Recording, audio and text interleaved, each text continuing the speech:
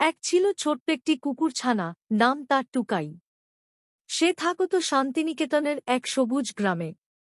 টুকাই ছিল দুষ্টু আর খুবই কৌতূহলী। তার সাদা নরম লোম আর গোল গোল কালো চোখ দেখে সবাই তাকে খুব ভালোবাসত। একদিন সকালে টুকাই তার মালিক রিমির সাথে মাঠে খেলতে গেল। হঠাৎ একটি রঙিন প্রজাপতি তার চোখে পড়ল। প্রজাপতিটিকে ধরার জন্য সে দৌড়াতে শুরু করল।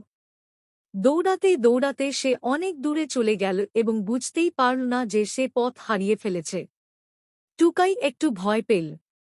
চারপাশে অচেনা গাছপালা আর নিস্তব্ধতা। ঠিক তখনই সে দেখতে পেল একটি বৃদ্ধ গরু তাকে মায়াভরা চোখে দেখছে। গরুটি যেন তাকে সাহস দিল। টুকাই সাহস করে সামনে এগোতে লাগল। কিছু দূর যেতেই সে রিমির ডাক শুনতে পেল, টুকাই, টুকাই। ডাক শুনে টুকাই আনন্দে লাফাতে লাফাতে সেই দিকে ছুটে গেল।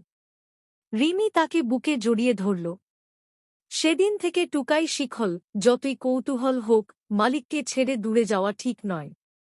তারপর থেকে টুকাই আর কখনো একা দূরে যায় না। সে জানে, ভালোবাসাই তার সবচেয়ে বড় আশ্রয়।